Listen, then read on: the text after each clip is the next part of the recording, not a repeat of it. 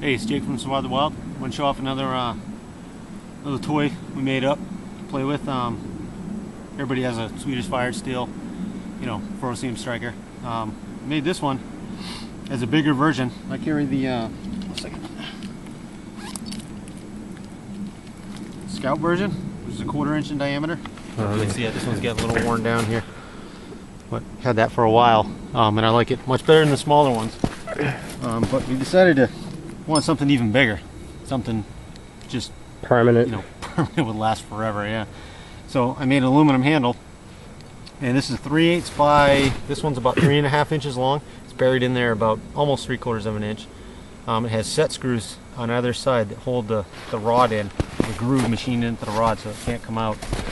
And I also put a storage compartment in the back, so you can store, tinder material in there, or you can take the rod out, take the string off, and use it to make char cloth. I haven't done that yet, but that's something we've been trying to test. We're going to test out here. And paracord lanyard. The outside is about 7/8 in diameter by about 2.5, almost 3 inches long. I forget exactly what the measurement was. And I made a little quickie striker out of this. Is the end of a giant power hacksaw. Just high carbon steel, and I machined notches into it to match the radius of the striker, just so we can get a good wrap around the stick.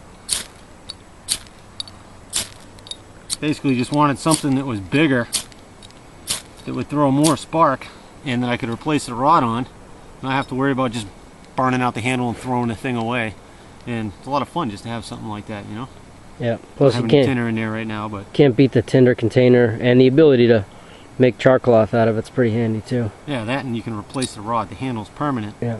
And you just stick another rod in, tighten the set screws up, and you're good to go. I mean, I don't know how long it would take to destroy that thing, but I'm sure you could do it eventually. A few years. As you can see, every day, anyways.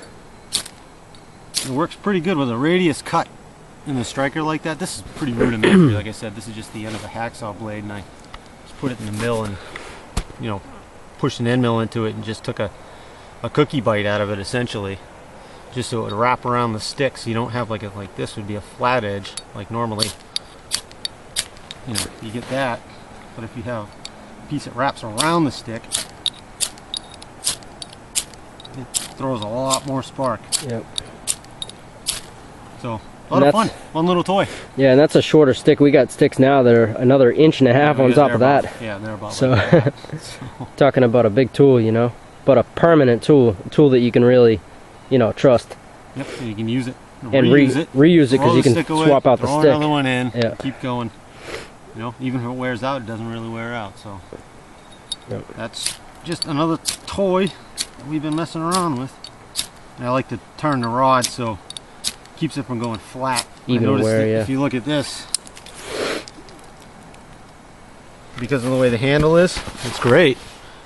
But as you can see, you always end up striking on two opposite faces because it's flat, and you want to hold it that way. I mean, you're not going to hold it like this. It's just awkward.